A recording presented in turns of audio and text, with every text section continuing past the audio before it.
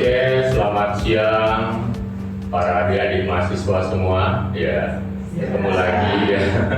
Ketemu lagi dengan saya, Dr. Open Garden dari Departemen Andrologi dan Seksologi setelah kuliah kita yang lalu. Kita bertemu lagi sekarang di lecture ke-33 di blog spesial topik pertama.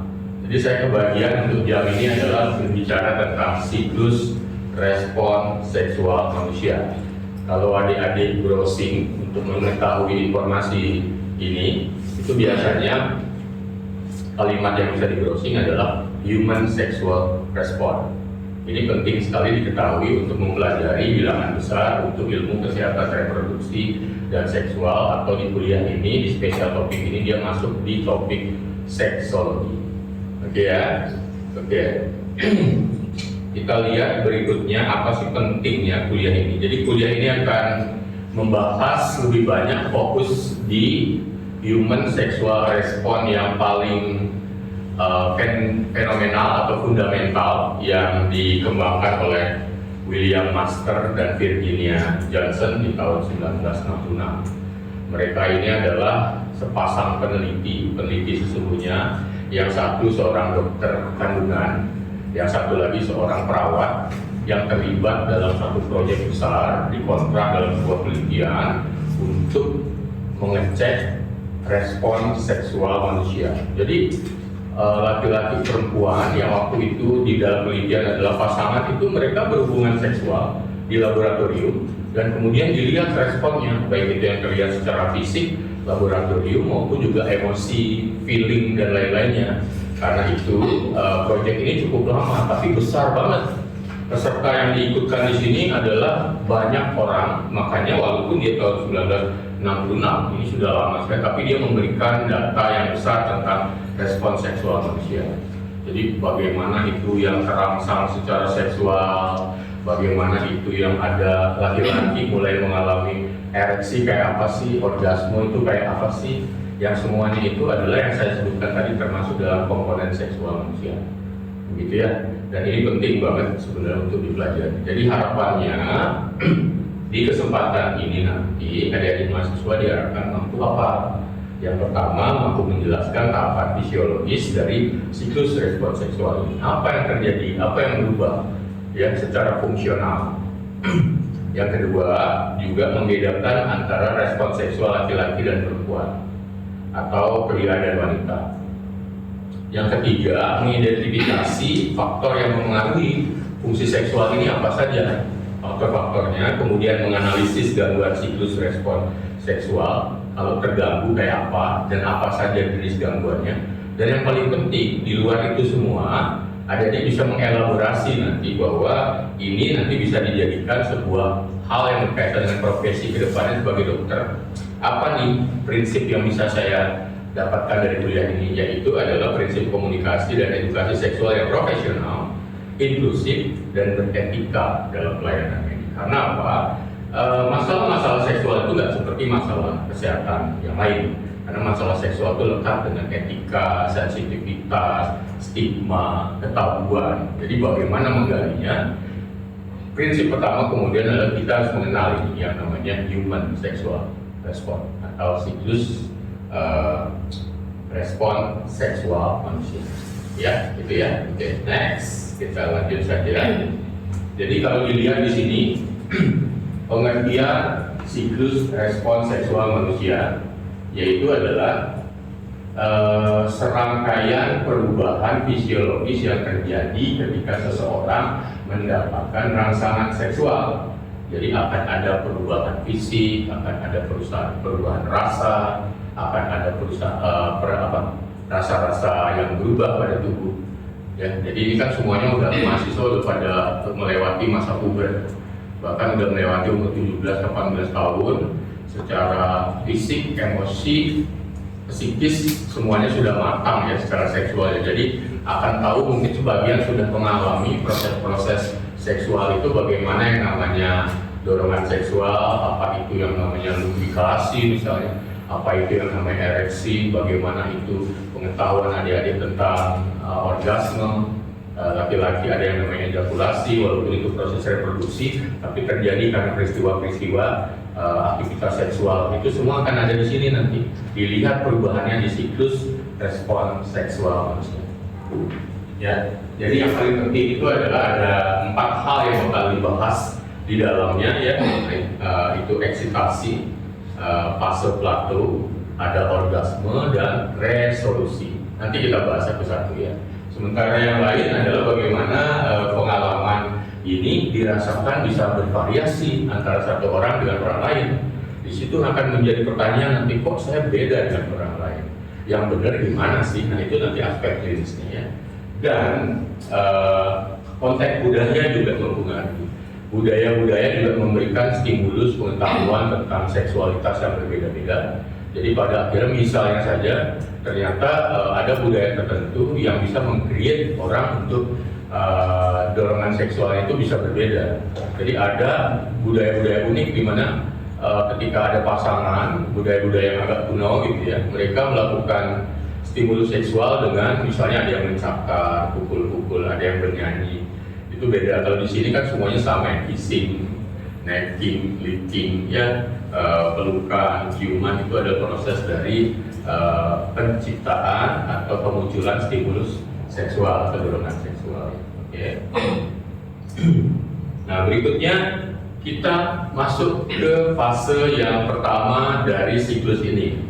Jadi namanya siklus, ya tadi kita sebutkan ada 4 siklus ya, 1 atau 4 fase dari siklus ini. Fase pertama, kedua, ketiga, keempat nanti ya.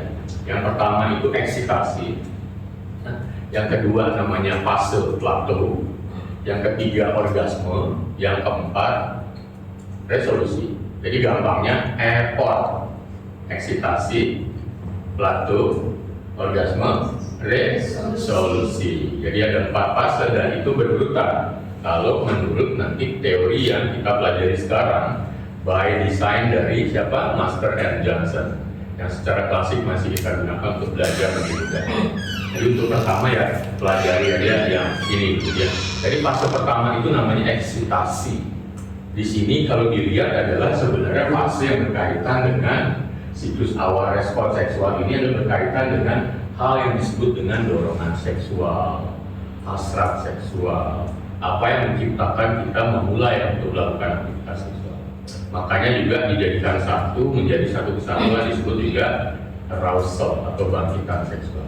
Apa yang terjadi di sana? Ya perubahannya akan ada peningkatan detak jantung, tekanan darah, dan pernapasan. Kemudian terjadi pembengkakan atau pembesaran alat kelamin karena alat kelamin laki-laki berisi darah. Ini yang disebut dengan ereksi. Kalau perempuan terjadi juga fase kongesti, aliran darah masuk ke dalam kelaminnya, tapi karena tidak punya penis, ya tidak bisa kemana-mana darah yang ada, kemudian mengalami transudasi, merembes, jadi basah, itu yang disebut dengan lubrikasi. Ya, jadi laki-laki ereksi, yang perempuan mengalami lubrikasi. Itu sudah mulai terjadi di fase eksitasi. Dan demikian juga misalnya bagian-bagian yang bisa mengalami ereksi dalam tanda petik ya. Kalau penis bisa ereksi, perempuan itu ada klitoris bisa ereksi, juga puting susu bisa ereksi, jadinya mengeras pada saat terangsang atau fase 1 eksitasi. Demikian ya. Bahkan disebutkan juga dari penelitian Master dan Johnson terjadi sex flush, kemerahan itu di bagian tubuh, terutama pada kulit-kulit luar, dan bisa dilihat kadang-kadang di wajah, terutama pada ras Caucasian, orang-orang yang kulitnya putih. Kalau yang kulitnya hitam, Melayu, agak susah terlihat sex flush pada wajah ya. Okay. Ya. Itu bisa terjadi pada wanita 50-75%, kalau laki-laki 25%. Ya. Oke, berikutnya. Nah, jadi tanda eksitasi yang paling kelihatan pada laki-laki apa? Ereksi cepat terjadi ketika terangsang ya ereksi. Ya, pada pria ereksi penis itu dapat terjadi dalam hitungan detik sebagai respon terhadap rangsangan. Jadi ereksi tadinya dia rileks kelaminnya, kemudian karena ada fase 1 terangsang ini jadinya dia mengalami ereksi. Itu dalam keadaan normal wajar gitu ya. kemudian juga skrotumnya juga sebenarnya nggak terlalu kelihatan sih, tapi sebenarnya ada rasa mengembang, gitu ya. Itu yang terjadi, dan ini bisa terjadi up and down selama dia terjadi foreplay, pemanasan sebelum hubungan seksual. Itu ada yang namanya tahap berikutnya penetrasi. Tetapi penetrasi sudah dilakukan, terbaik adalah saat penis memang sudah mengalami ereksi dan perempuan mengalami lubrikasi. Coba kita lihat apa yang terjadi pada perempuan. Kalau perubahan yang terjadi pada perempuan itu klitorisnya mengembang menjadi lebih sensitif. Ikutan ereksi sebenarnya klitoris itu ya, karena kan klitoris dengan penis secara embriologi sebenarnya sama. Cuma karena dia jadi laki-laki, dia kemudian menjadi penis, jadi perempuan dia kemudian menjadi klitoris. Bibir kelamin yang namanya labia mayora membesar. Vagina juga mulai memproduksi lubrikasi yang jadi basah. Kemudian kalau di dalam cervix dan rahimnya itu juga mulai bergerak, ada mengalami namanya elevasi atau dia mengalami terangkatan. Jadi semua kondisi ini sebenarnya penis yang ereksi, vagina yang basah, dinding yang kemudian meregang, ya membengkak, itu membuat pada saat hubungan seksual penetratif menjadi mudah, tidak menyakitkan, bahkan menyenangkan, karena syarat-syarat sensorik ada pada dua dinding tadi, ya. Dan inilah yang akhirnya menjamin akhirnya hubungan seksual bisa mulai dijalankan secara penetrasi, ya. Dan kemudian muncul kenapa penetrasi dilakukan terus, karena ada rasa menyenangkan. Orang nggak bisa nyetop kemudian, kecuali ada hal-hal tertentu yang mengganggu psikisnya, yang membuatnya nyetop, misalnya ketahuan hubungan seksual, ada yang mengganggu ketok-ketok, jadi pikirannya terganggu, jadi dia mengalami interupsi, berhenti dengan dia. Tapi kalau udah rasa menyenangkan ini jalan terus, maka dia akan terus mengalami penetrasi, melakukan penetrasi. Itu masih di fase 1 ya, eksitasi. Kemudian kalau di luar kelamin apa saja yang kemudian mengalami perubahan, ini payudaranya membesar, memang membesar ya. Jadi ini disalahgunakan dengan mitos. Ya, anak-anak muda suka mitosnya kan kalau mau payudaranya gede, ya sama pacar suruh pegang-pegang. Padahal yang terjadi adalah itu reaksi eksitasi saat hubungan seksual. Nanti ada fase 4 namanya resolusi, dia balik lagi normal. Waktu itu aja dia membesar. Dia bukan berarti kalau diraba terus dia akan membesar bisa bayang ya nanti jadi apa kalau rajin berhubungan seksual orang payudaranya gede-gede semua, enggak juga, enggak ada jaminan. Oke, itu ya. Ini yang lain ya, buktinya tadi mengeras juga ya, sensitivitas kulit juga meningkat, vaskularisasi di area dada juga meningkat. Ini yang di luar kelamin. Ya. Jadi kita lihat berikutnya fase kedua. Fase kedua itu plato. Tahu arti kata plato ya? Plat. Plat itu apa? Lurus, sebenarnya datar. Fase kedua plato ini nggak ada perubahan yang berarti, tetapi yang terjadi adalah intensifikasi.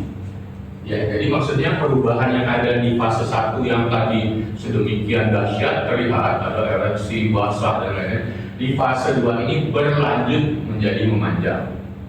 Karena fase kedua ini adalah mempertahankan supaya rangsangan itu tetap jalan dan kemudian semua perubahan di fase 1 menjadi berjalan. Jadi tetap terjadi penetrasi, hubungan seksual itu tetap, dan yang mempertahankan dia adalah karena ada rasa yang menyenangkan itu tetap dilakukan. Tetapi perubahannya apa? Pada waktu ini terjadi intensifikasi, dan perubahan yang terjadi pada fase ini, pada fase yang lalu itu akan menjadi lebih panjang.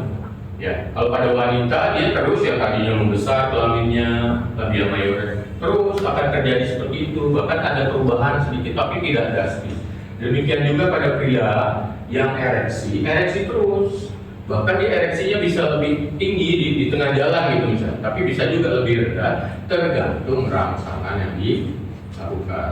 Makanya ada yang pasangan yang suka gonta-ganti variasi hanya untuk kemudian mempertahankan ereksinya di tengah jalan atau meningkatkan ereksinya atau mendapatkan kesenangan yang lebih lagi dari gesekan penetrasi itu, gitu ya. Itu namanya fase kedua atau fase plato. Oke. Yang ketiga baru ini. Nah, ini adalah puncak dari siklus respon seksual yang disebut dengan orgasme. Dalam hubungan seksual yang dicari pasangan manusia adalah ini. Tidak pasangan juga bisa ya, mereka yang melakukan aktivitas seksual sendiri, misalnya melakukan masturbasi, yang dicapai oleh adalah ini, begitu ya. Yang ingin dicapai adalah fase ketiga atau orgasme. Ya. Jadi kita sebut dia kemudian sebagai puncak respons seksual dengan durasi sebenarnya kejadian orgasme ini nggak lama-lama, dia cuma beberapa detik saja, 3 sampai 10 detik. Ya, rata-rata 4 sampai 5 detik orgasme itu. Bisa kebayang ya, puncak yang ingin dicapai adalah cuma beberapa detik, tetapi persiapan dan lain-lain itu ternyata cukup lama. Tapi sebenarnya ini bisa masuk akal. Analoginya kepada kegiatan-kegiatan kepanitiaan mahasiswa. Ya, misalnya mempersiapkan berbulan-bulan, tapi acaranya cuma 2 jam. Ya, nyiapinnya 6 bulan, wah sana sini sibuk. Habis itu yang dia urus itu sebenarnya hanya untuk ngurus acara 2 jam. Habis itu selesai ribet lagi, ya. Tapi semuanya harapannya ketika sudah selesai acara kan getting back to normal, kembali ke normal lagi. Ya, jadi ini puncak respons seksual itu ada di sini. Ya, jadi apa yang terjadi sebenarnya pada waktu itu akan terjadi kontraksi otot yang tidak bisa dicegah atau involunteer pada area genital dan seluruh tubuh. Kemudian kalau dicek tekanan darahnya, ini Mas Ray Johnson ngecek tekanan darahnya. Tekanan darah, detak jantung, dan pernapasan mencapai puncak tertinggi. Ngos-ngosan, berdebar-debar saat tertinggi adalah pada saat orgasme. Kemudian juga pelepasan ketegangan seksual terjadi pada waktu ini, pada saat orgasme. Ya. Nah, perbedaannya adalah kalau pada perempuan dia kontraksinya ada di vagina dan uterus dengan pola mungkin sekitar di sini disebutkan 0,8 detik. Ya, sementara untuk yang ini ya, yang kontraksi di uterusnya ya, sementara kontraksi otot penis pada pria itu disertai dengan ejakulasi. Jadi kalau perempuan dia berkontraksi pada saat mengalami orgasme. Tapi kalau pada laki-laki bersama dengan orgasme terjadi ejakulasi. Ya, tapi secara keseluruhan sebenarnya memang hanya beberapa detik saja terjadinya orgasme. Karena berikutnya sudah akan memasuki ke fase keempat, yaitu fase resolusi. Yes, you're right. Jadi benar. Jadi pengertian resolusi itu adalah kembali ke kondisi normal.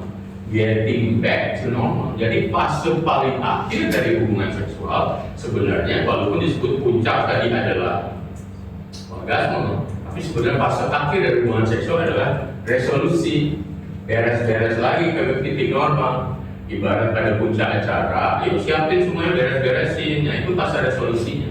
Itu masih dalam satu tahap kegiatan, gitu ya.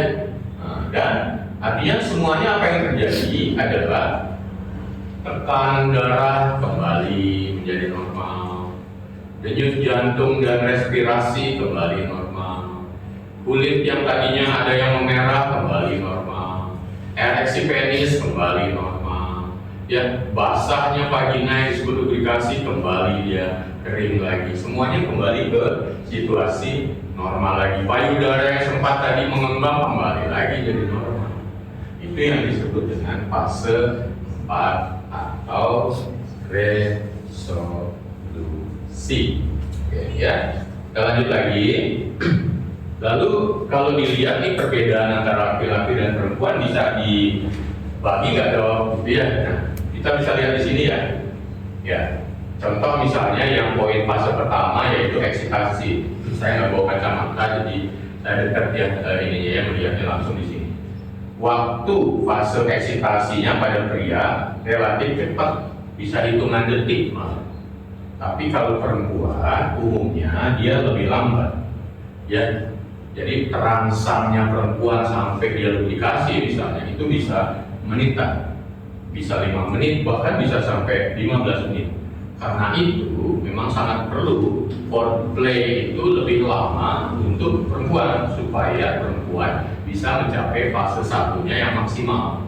Sementara laki-laki yang sudah mengalami eksitasi duluan lebih baik menunggu untuk bisa kemudian melakukan foreplay namanya untuk membuat wanita menjadi lebih cepat mengalami masuk ke fase eksitasi yang lebih lengkap.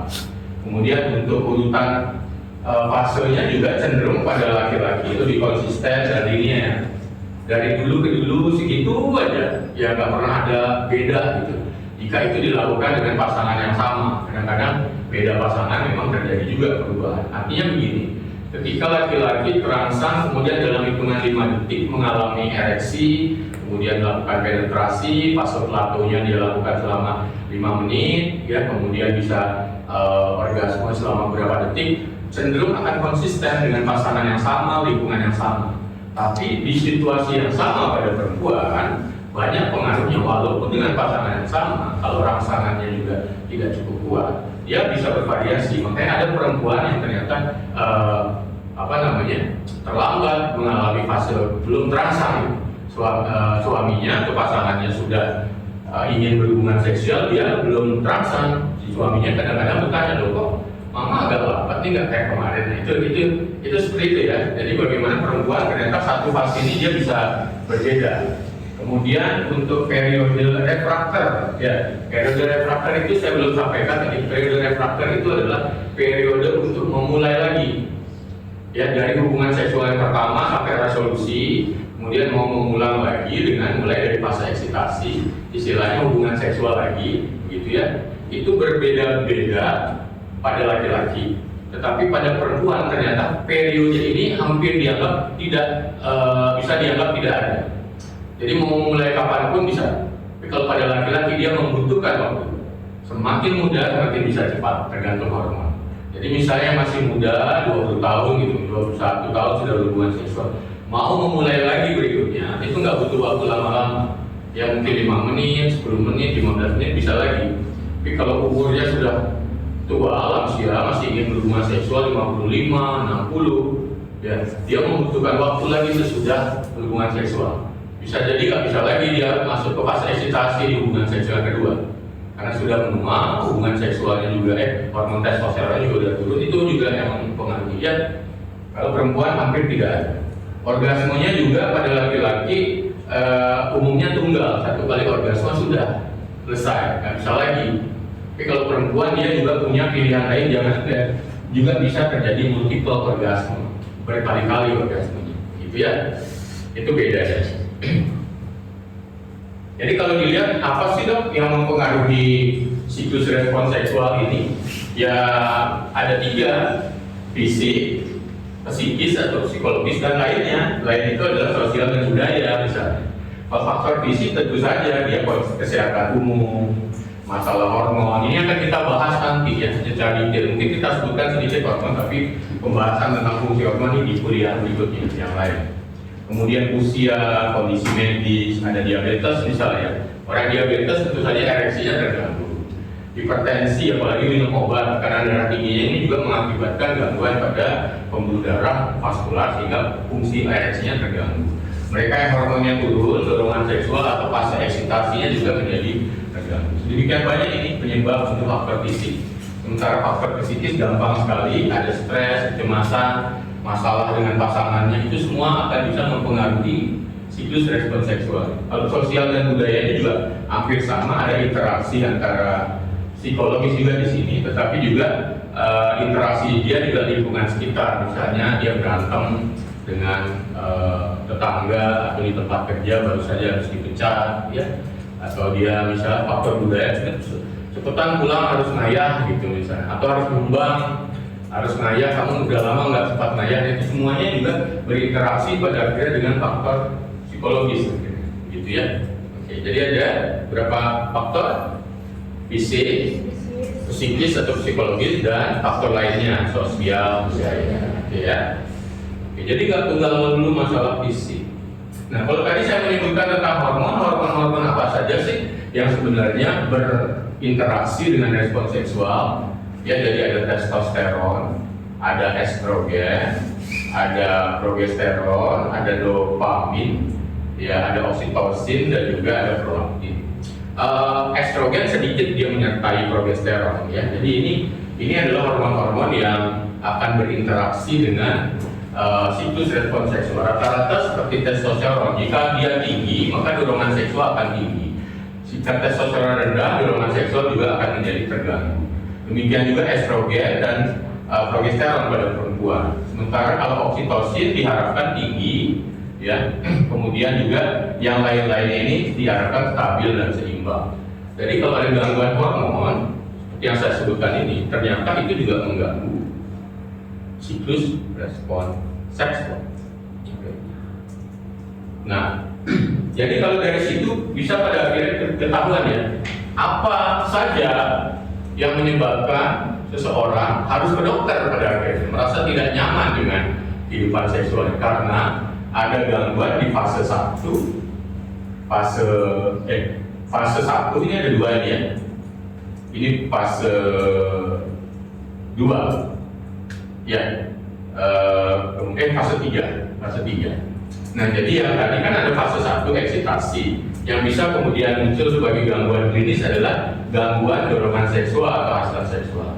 Kemudian gangguan eksitasi pada pria ini gangguan fungsi ereksinya, pada perempuan gangguan lubrikasinya. Kemudian juga bisa terjadi gangguan orgasme, dan satu lagi pada perempuan khususnya ada gangguan nyeri yang disebut dengan vaginismus atau dispareunia. Ini juga akan kita bahas di kesempatan lain pada waktu berbicara tentang disfungsi seksual pada manusia, ya. Nah, jadi pada akhirnya sebagai mahasiswa kedokteran nanti untuk menjadi dokter, dari sisi siklus respons seksual ini apa yang akan menjadi perhatian? Satu adalah bagaimana mendiagnosisnya gangguan ini. Jadi kalau ada masalah dengan siklus respons seksual, otomatis itu akan disebut sebagai gangguan fungsi seksual atau disfungsi seksual dengan diagnosisnya masing-masing. Diagnosisnya itu bisa menjadi gangguan dorongan seksual, disfungsi ereksi, disfungsi orgasme, vaginismus, dispareunia, ya, itu semua ada di ranah diagnosis disfungsi. Ini akan dibahas juga di kesempatan lain. Kemudian yang penting kemudian dilakukan adalah tidak cuma sebagai dokter, sebagai mahasiswa pun sudah bisa melakukan take action dengan melakukan edukasi kepada masyarakat. Kalau sudah jadi dokter berarti kepada pasien, kalau di masyarakat berarti kepada masyarakat. Udah boleh dong? Boleh sekali. Jadi nanti mahasiswa boleh-boleh saja membicarakan hal terkait dengan fungsi seksual. Kenapa? Gangguan fungsi seksual itu bisa berakibat gangguan fertilitas, gangguan kesuburan. Jadi bagaimana menjaga kesuburan bapak dan ibu, berarti fungsi seksualnya harus bagus. Demikian juga ternyata jika terjadi gangguan fungsi seksual yang terpengaruh kemudian adalah tadi masalah psikis juga terganggu, bisa akan mengganggu kualitas hidup. Bagaimana membuat pasangan suami istri tetap harmonis, fungsi seksualnya berjalan dengan baik, itu akan menjamin kemudian terjadi kesehatan yang juga bagus, kesehatan mental bagus, psikis bagus, relasi bagus, dan akhirnya menunjang atau mempertahankan quality of life atau kualitas hidupnya. Gitu ya. Kemudian baru nanti seorang dokter akan berpikir tentang intervensi terapeutik.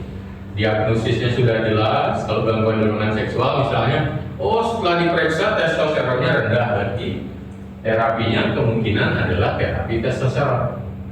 Ternyata dia diabetes, makanya terjadi gangguan fungsi ereksi. Makanya nanti terapinya bisa obat oral anti diabetik atau obat diabetes yang lain, plus diberikan bantuan untuk obat-obat yang bisa membantu ereksi seperti golongan PDE5 inhibitor. Contohnya adalah sildenafil dan tadalafil. Ini juga akan kita bahas di kesempatan lain.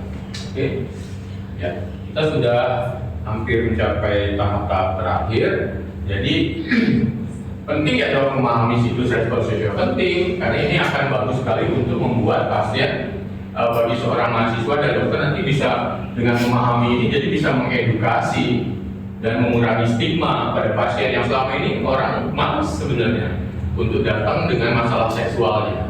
Padahal ini semua adalah wajar sekali, ya, dan kemudian bisa diterapi dengan baik. Terus bisa mengenali respon tubuh yang baik, kemudian akhirnya bisa mengedukasi hubungan yang sehat di dalam keluarga, hubungan yang sehat ketika dia menjalankan kehidupannya untuk meningkatkan atau mempertahankan kualitas hidup. Oke, nah jadi ini yang terakhir. Kesimpulan kita hari ini apa? Di lecture ini kesimpulannya adalah ketika berbicara tentang siklus respons seksual manusia, satu ya, jadi siklus respons seksual itu ada 4 yang utama, dijadikan menjadi 4 fase. Jadi fase 1 apa? Eksitasi. Yang kedua, plato. Ketiga, orgasme. Dan yang keempat, resolusi. Dengan mengetahui itu aja, adik-adik semuanya sudah mulai memetakan. Bahkan ini tidak cuma berguna buat pasien, tapi juga berguna buat diri kita sendiri. Ya. Kemudian ini adalah sebenarnya masalah yang kompleks. Karena tidak cuma melulu kalau misalnya sakit jantung kelihatan jantungnya bocor, kelihatan ada sumbatan jantung pasang ring, ya kelihatan jantungnya kemudian udah mulai rusak mungkin perlu transplantasi, kelihatan jantungnya ya baru ada masalah dikit minum obat segitu aja, ya tetapi atau misalnya sakit kulit gatel-gatel ternyata ada jamur kasih obat jantung. Tapi kalau masalah seksual itu memang lebih kompleks karena antara faktor fisik dan psikis itu menyumbangkan kontribusi penyebab yang seringkali hampir sama, gitu ya, tidak cuma fisik saja tapi psikis juga. Jadi relevansinya untuk klinis apa buat mahasiswa? Ya dengan kita bisa meningkatkan pemahaman tentang ini, jadi tahu ada diagnosis fungsi seksual seperti ini juga bagi yang berminat di bidang kesehatan reproduksi dan seksual nanti akan mempelajari ini sebagai bahwa kasus-kasus fungsi seksual ini di masyarakat sebenarnya banyak dan membutuhkan dokter-dokter yang sanggup untuk menterapinya dan membuat masyarakat mau berubah. Karena kalau tidak berubah banyak sekali masyarakat yang tidak produktif bekerja, kesel sana sini, padahal itu masalah seksual di rumah. Ya karena misalnya tidak mendapatkan orgasme, ya kebawa ke situasi pekerjaan, jadinya terganggu. Ya jadi gampang kalau orang bilang moody atau grumpy. Grumpy itu apa? Uring-uringan gitu ya. Oke. Jadi kalau kesehatan seksualnya sudah bagus, itu salah satu pilar untuk ikut berkontribusi sehat dan membentuk quality of life yang lebih bagus. Nah itu adik-adik. Jadi kuliahnya sampai di situ. Kira-kira ada yang ingin ditanyakan? Ya oke, ada yang mau bertanya? Silakan. Ya, sebutkan nama ya. Ya. Saya belum hafal semua mahasiswa saya. Terima kasih atas kesempatannya dok. Perkenalkan saya Andika Fatul Rahman. Sini izin bertanya. Andika. Ya. Ya. Sini izin bertanya itu kalau dalam praktek kedokteran umum, nah bagaimana cara kita untuk menjelaskan siklus seksual ini tanpa membuat pasien kita itu malu atau? Ya, ini sebenarnya yang bagus ya.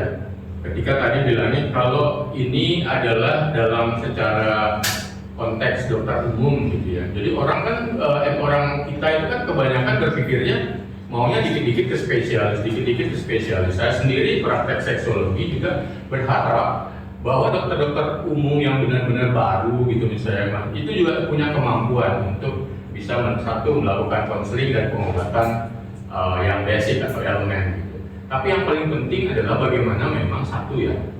Ini masalah yang penuh dengan sensitivitas. Jadi bagaimana menjelaskan ke pasien, membangkitkan minat dia dengan bahasa-bahasa sugestif, memotivasi, bahasanya kemudian nggak usah dipakai pengandaian yang terlalu lebay, tetapi menggunakan istilah medis. Dan yang paling penting adalah tidak menjudgment, tidak menyalahkan. Ya, saya datang adalah, dok, saya mau periksa dok. Tapi aduh malu dok, segitu aja malu, nggak usah malu-malu jadi malu-maluin loh. Jadi ada beberapa istilah yang malah nanti membuat si pasien menjadi enggan menyampaikan sesuatunya, justru disupport. Jadi dokter umum malah punya kemampuan ini semua. Yang paling penting adalah dokter umum, adik-adik ini setelah tamat nanti memiliki pemahaman tentang masalah ini, karena semua orang akan mengalami masalah ini atau menemukan masalah ini dalam hidupnya nanti begitu. Ya, paling tidak bisa membahasakan ketika tahu yang 4 fase itu tahu masalahnya ada di mana. Ya, Ada masalah di dorongan seksualnya kah, di ereksinya kah, di orgasmenya kah, atau jangan-jangan masalah ada di pasangannya, bukan yang datang laki-laki karena masalahnya ada di perempuannya. Yang perempuan datang bilang nggak bisa orgasme, tahu-tahu masalahnya ada di suaminya yang ternyata tidak sanggup bisa berhubungan seksual dalam waktu yang cukup buat si perempuan, gitu ya. Oke, thank you. Ya, ada lagi ya, habis ya, ada, masih ada waktu, ya silakan. Ya, siapa nama? Francisca, ya. Jadi mungkin pertanyaan gitu, sebenarnya bagaimana sih membedakan disfungsi seksual, karena tadi ada faktor psikologis Oh ya. dan yang disebabkan juga oleh gangguan yang sebenarnya ada. Oke. Jadi kan tadi ada disebutin ya, gangguan fungsi seksual penyebabnya bisa fisik, itu organik juga bisa, biologis juga bisa disebut di situ, atau psikologis atau psikis, atau campuran gitu ya, atau yang lainnya gitu ya. Jadi yang dua ini dulu deh ya. Kalau dia penyebabnya adalah biologis, penyebabnya adalah fisik, penyebabnya adalah organik, itu sama semuanya itu. Intinya adalah konsisten ya. Sejak tahun kemarin dok, saya terganggu ereksi saya terus menerus dan makin buruk dan nggak ada episode bisa muncul. Maksudnya dulu bisa, habis itu dulu nggak bisa, habis itu bisa lagi, habis itu nggak bisa, dan bahkan sebulan ini kadang bisa, kadang enggak. Kalau yang kayak gitu, murni itu bukan organik. Kalau organik pastinya dia akan terganggu secara konsisten terus-menerus, karena menyangkut pembuluh darah atau inervasi saraf yang sudah mulai terganggu. Misalnya contohnya diabetes, ya udah merusak pembuluh darahnya akan rusak terus, kecuali diobati. Ya, diobati. Tapi kalau yang psikogenik atau psikis, dok, kenapa ya dok ya? Kalau saya misalnya dengan istri saya nggak bisa dok, tapi kalau dengan yang lain, saya tergoda dengan pasangan yang lain, dengan pasangan yang lain ternyata saya bisa berhubungan seksual dengan baik dok. Berarti bukan fisik masalahnya, dan itu tidak konsisten kan berarti penyebabnya kemungkinan besar adalah psikis. Nah itu ya kuncinya ya. Oke, makasih. Ya, ada lagi? Ya, oke. Ya, Nia ya. Kenapa wanita bisa mengalami orgasme multiple sedangkan pria tidak? Ya. Dan apakah ini selalu terjadi dalam semua hubungan seksual? Ya, ini menarik ya. Kalau laki-laki dokter tadi bilang kalau satu kali sampai fase terakhir, habis itu berhenti. Ada fase resolusi, habis itu selesai, nggak bisa lagi, satu kali aja. Tapi kalau perempuan kok bisa berkali-kali, tergantung sebenarnya. Ada dua jawabannya. Yang pertama, karena perempuan relatif tidak mengenal periode refraktor. Ingat itu. Yang tadi dia misalnya harusnya resolusi, balik laginya susah. Jadi perempuan kapan aja bisa eksitasi lagi. Itu yang pertama. Tapi kejadian ini juga tergantung dari kesehatan umumnya. Kalau hormonnya masih bagus, estrogen progesteronnya bagus, dan hormon-hormonnya lagi bagus, lebih mudah dia masuk ke fase eksitasi yang baru. Tapi yang kedua, dia sendiri memang punya siklus di orgasmic platform phase-nya yang tidak langsung ke fase resolusi. Sebelum dia masuk fase resolusi, dia udah bisa lagi memulai eksitasi. Nah itu yang mengakibatkan dia bisa multiple orgasm. Itu beda banget. Ya. Ada lagi? Habis? Oh masih ada? Ya. Yang mana dulu nih? Ya. Oke. Terima kasih dokter. Saya Meli, izin bertanya dokter, Ya. Apakah ada intervensi medis atau psikoterapi yang paling efektif untuk pasien dengan hasrat seksual hipoaktif? Ya.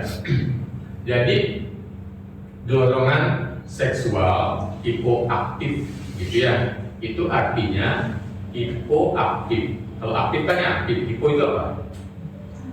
Sedikit kan, berkurang ya. Jadi dia sudah menurun dorongan seksual.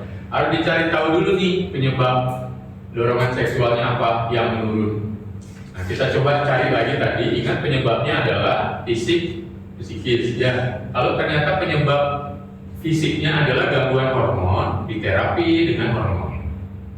Ya, kalau penyebabnya adalah psikis, ketidaknyamanan dengan pasangan, pelecehan seksual, kekerasan seksual, masa lalu, jadinya dorongan seksual menurun ketika dia berpikiran untuk mau berhubungan seksual atau diajak berhubungan seksual udah stres duluan, berpikir tentang kasus kekerasan yang belum tuntas zaman dulu masih dipikirin. Nah itu pada akhirnya dia harus mengalami terapi psikologis atau psikiatri gitu ya.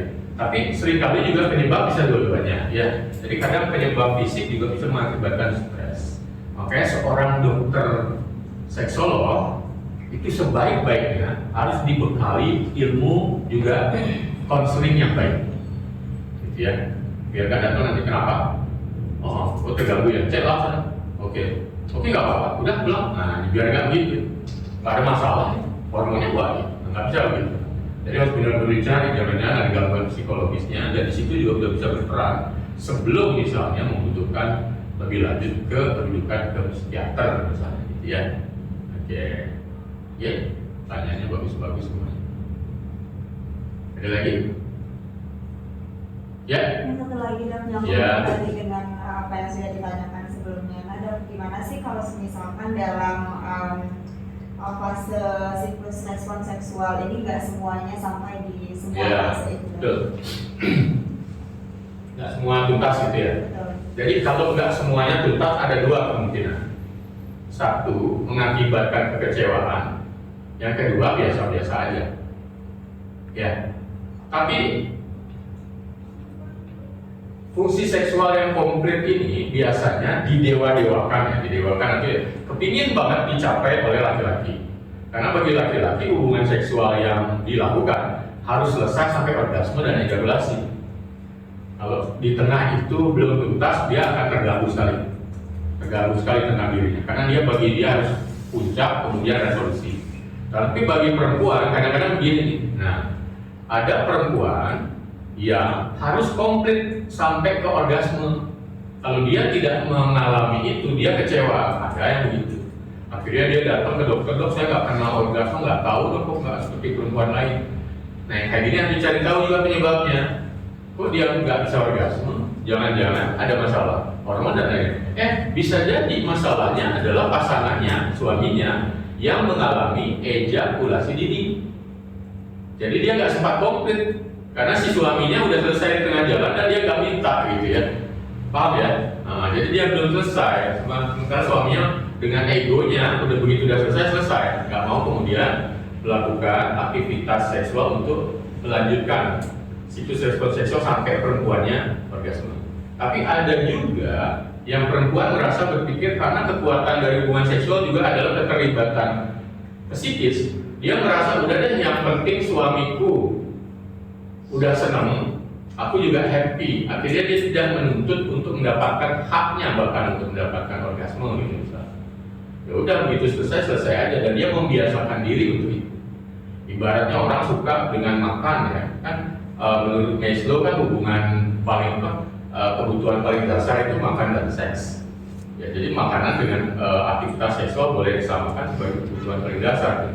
Jadi misalnya nih orang yang senang dengan apa? Makan babi guling gitu ya, dengan lengkap gitu. Tiba-tiba diambil kulitnya nggak selesai, ya juga kecewa gitu kan. Tapi ada yang udah kadang biasa nggak makan, biarin aja, penting dapat nyicipin aja udah selesai. Nah, jadi sebagian terkondisi untuk nggak apa-apa kalau di stop di tengah jalan. Jadi memang pada akhirnya apakah harus komplit? Nggak juga harus komplit.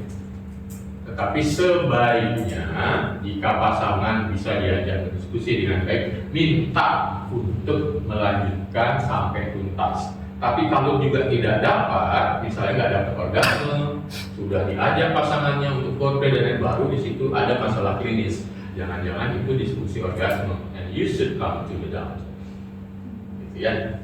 Oke. Ada lagi? Karena waktunya juga sudah menjelang habis dan mesti ada kuliah berikutnya. Saya pikir nanti jika ada pertanyaan, Anda bisa cari saya nanti ada di lantai 1 ya, di Departemen Andrologi dan Seksologi, atau bisa mampirin media sosial saya.